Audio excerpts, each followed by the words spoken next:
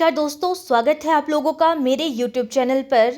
और दोस्तों, आज बहुत ही ज़्यादा इम्पोर्टेंट टॉपिक आप लोगों के सामने जो है वो लेकर आई हूँ, जिसमें हम जो है वो Booker prize and international Booker prize के रिगार्डिंग इम्पॉर्टेंट फैक्ट्स के बारे में जानेंगे।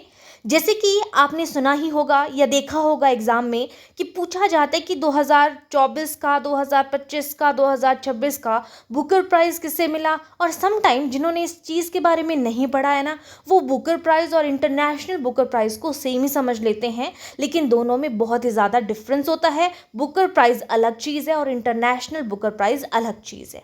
ठीक है, तो इस कॉन्सेप्ट को ध्यान से सुनेंगे और यहाँ से पेपर में क्वेश्चन आने के बहुत ज़्यादा चांसेस हैं। लेटेस्ट भी हम पढ़ेंगे और पुराने भी हम देखेंगे कि कब कब जो है वो किसको जो है वो बुकर प्राइज़ और इंटरनेशनल बुकर प्राइज़ मिला है। तो सबसे पहले हम यहाँ पे बुकर प्राइज़ के बारे में बात करेंगे कि बुकर प्राइज़ है क्या। यहाँ पे एक चीज़ आपने ध्यान रखना, दोनों के बीच में डिफरेंस आपको पता होना चाहिए। जो बुकर प्राइज़ है ना, वो मेनली जो है वो मूल रूप से इंग्लिश में लिखे गए होते हैं। ठीक है, और जो इंटरनेशनल बुकर प्राइज़ है वो जो काल्पनिक कथाएं होती हैं या काल्पनिक कोई चीज़ है जिसको ट्रांसलेट करके लिखा जाता है, वो होते हैं इंटरनेशनल बुकर प्राइज़। ठीक है, तो दोनों के बीच में ये आपने डिफरेंस याद रखना है। तो यहाँ पे बोला गया है ये जो बुकर प्राइज़ है, इसमें आपको इसके इंपॉर्टेंट फैक्ट्स पता होने चाहिए। ये पुरस्कार जो है वो मूल रूप से अंग्रेजी में लिखे गए और यूके या आयरलैंड में प्रकाशित सर्वश्रेष्ठ उपन्यास या फिक्शन के लिए दिया जाता है। मूल रूप से ये इंग्लिश में लिखे जाते हैं, मेन कॉन्सेप्ट ये याद रखना है। और दूसरा, कहाँ पर जो है वो प्रकाशित होते हैं, यूके और आयरलैंड में प्रकाशित उपन्यास के लिए जो है ये दिए जाते हैं। इसकी शुरुआत कब से हुई थी? तो 1969 में जो है वो बुकर प्राइज़ की शुरुआत हुई थी। और इसमें जो राशि दी जाती है वो राशि क्या है? तो यहाँ पे 50,000 जो पाउंड है वो यहाँ पे लगभग अगर हम बात करें तो ये 53 लाख जो रुपए हैं ये यहाँ पे दिए जाते हैं। ठीक है, यहाँ पे 53 लाख पाउंड, जो पाउंड की अगर हम बात करें तो 50,000 पाउंड जो है यहाँ पे दिए जाते हैं। इसमें जो लिखने वाला होता है और जो ट्रांसलेट करने वाला होता है ना, इन दोनों को जो है वो आधी आधी रकम इन दोनों में जो है वो डिवाइड कर दी जाती है। ठीक है, अब यहाँ पे आपने याद रखना है कि 2026 की अभी तक कोई डिटेल नहीं है। 2025 का आपको यहाँ पे बुकर प्राइज़ पूछा जाता है। तो 2025 का जो बुकर प्राइज़ है वो हंगेरियन ब्रिटिश लेखक हैं डेविड साल्वे का नाम आपने याद रखना है। डेविड साल्वे को इनका उपन्यास है साल्वे से फ्लैश, आपने थोड़ा बहुत इनके नाम में हल्का फुल्का हमें जो है वो देखने को मिलता है, जैसे सल इसमें भी है, इसमें भी है ना। तो इस तरीके से तो डेविड साल्वे जो है, डेविड साले सॉरी, तो डेविड साले जो हैं इनको जो है वो इनका उपन्यास था फ्लैश। फ्लैश के लिए जो है ये उपन्यास जो इन्होंने लिखा था फ्लैश, इसके लिए जो है इनको ये बुकर प्राइज़ मिला था। तो 2025 का बुकर प्राइज़ हंगेरियन ब्रिटिश लेखक हैं, ये हंगरी से हंगेरियन आपने इस तरीके से याद रखना है। तो ये जो है वो डेविड साले हैं, फ्लैश के लिए इनको 2025 में बुकर प्राइज़ मिला था। तो 2025 का आपने ये याद रखना है। इसके अलावा 2024 में किसको दिया गया था?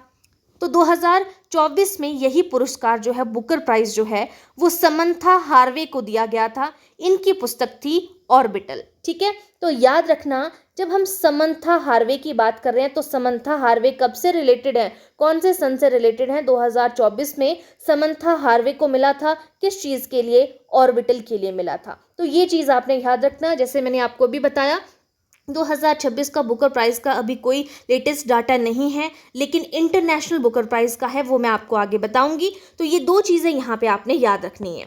ठीक है, एक हमने 2025 में डेविड साले फ्लैश के लिए इनको जो है वो मिला था और 2024 में समंथा हार्वे को ऑर्बिटल के लिए मिला था। इंपॉर्टेंट पॉइंट्स हैं। ठीक है, अब हम इंटरनेशनल बुकर प्राइज़ की बात करते हैं। एक मैन इंटरनेशनल बुकर प्राइज़ भी बोला जाता था पहले, है ना। मैन इंटरनेशनल बुकर प्राइज़ को ही इंटरनेशनल बुकर प्राइज़ भी बोला जाता है। तो ये आपने ध्यान रखना है, वो अलग नहीं है, इसी को बोला जाता है। तो इसका भी आपको पता होना चाहिए, इसमें भी सेम यही वही चीज़ है। ये जो है वो ट्रांसलेटेड बुक्स को दिया जाता है, जब बुक्स को ट्रांसलेट किया जाता है। लेकिन जो बुकर प्राइज़ है जो मूल रूप से अंग्रेजी में लिखी गई बुक होती है ना, उसके लिए दिया जाता है आपका बुकर प्राइज़। और इंटरनेशनल ट्रांसलेटेड काल्पनिक कथाओं को ट्रांसलेट करना है ना, उसके लिए दिया जाता है इंटरनेशनल बुकर प्राइज़। आप इसकी डिटेल भी यहाँ पे देखोगे। तो यह पुरस्कार जो है वो किसी भी भाषा में, आपने चाहे जिस मर्जी भाषा में लिखी है, तो किसी भी भाषा में लिखी गई और अंग्रेजी में अनुवादित, अंग्रेज लिखी किसी भी भाषा में गई हो लेकिन आप इसको अंग्रेजी में अनुवादित कर रहे हो, तो ये जो है अनुवादित होकर यूके और आयरलैंड में प्रकाशित होने वाली पुस्तकों को दिया जाता है।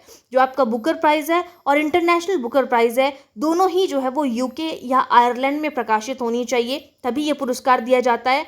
और इसमें मिलने वाली राशि भी आपकी सेम रहेगी, 50,000 पाउंड जो है वो मिलता है, चाहे बुकर प्राइज है चाहे इंटरनेशनल बुकर प्राइज की राशि है।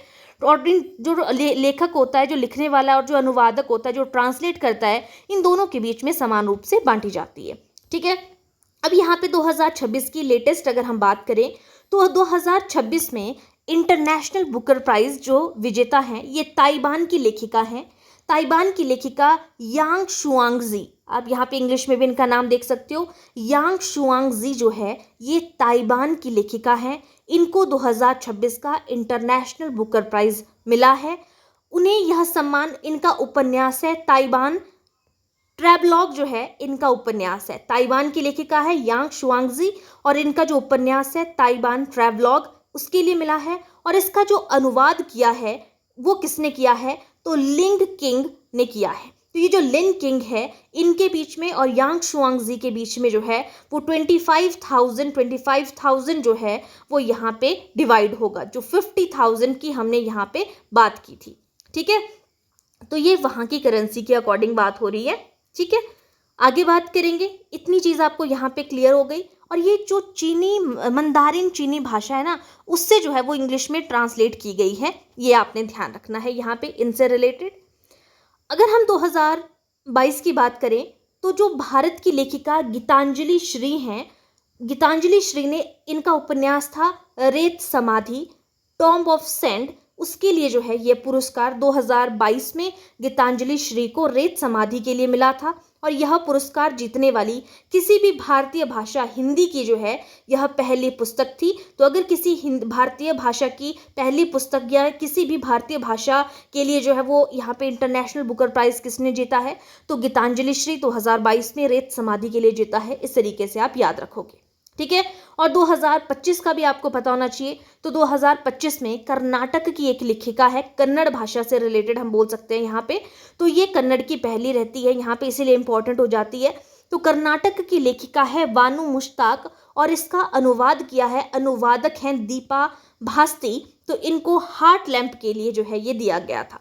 तो कई बार क्या होता है ना, आपसे ये नहीं पूछा जाएगा कि 2024 में 25 में किसको मिला था, आपसे यही पूछ लिया जाएगा कि अनुवाद किसने किया था इस पुस्तक का, या बुक कौन सी थी। तो लेखिका जो वानू मुश्ताक हैं, इनकी पुस्तक का अनुवाद किसने किया था, दीपा भास्ती ने किया था। इनकी बुक का नाम क्या था जिसको इन्होंने अनुवाद किया था, तो हार्ट लैंप था। ठीक है, तो ये चीज़ आपने ध्यान रखनी है। बानू मुश्ताक 2025 से रिलेटेड है और गीतांजलि श्री 2022 से रिलेटेड है रेत समाधि के लिए। और इसका अनुवाद किसने किया था यहाँ पे, ये भी आप लोगों को पता होना चाहिए।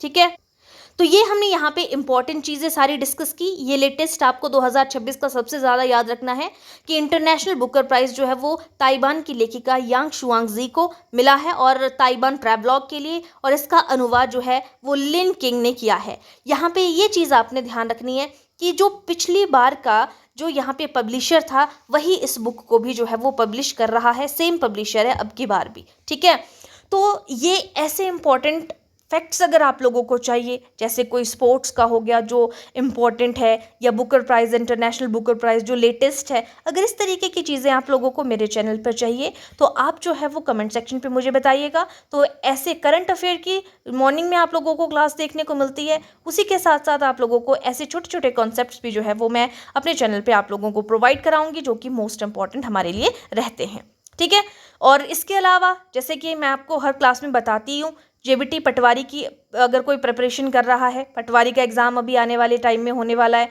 सेक्रेटरीट का एग्ज़ाम होने वाला है, और भी बहुत से एग्ज़ाम होने वाले हैं, तो उसके लिए आप लोगों के लिए करंट अफेयर के लिए सीरीज़ चलाई गई है। साथ ही जो है वो जनरल साइंस की बात करें, जो साइंस का सिलेबस है वो भी पूरे का पूरा जो है आपको सॉल्व कराया गया है, उसको भी आप प्लेलिस्ट में जाके देख सकते हैं। प्लेलिस्ट पे आपको सारी क्लासेस वहाँ पे मिल जाएंगी, मॉडर्न हिस्ट्री की प्लेलिस्ट आपको वहाँ पे मिल जाएगी। ठीक है, आज के लिए इतना ही, बाकी हम मिलते हैं इंपॉर्टेंट कॉन्सेप्ट्स के साथ नेक्स्ट क्लास में। Thank you.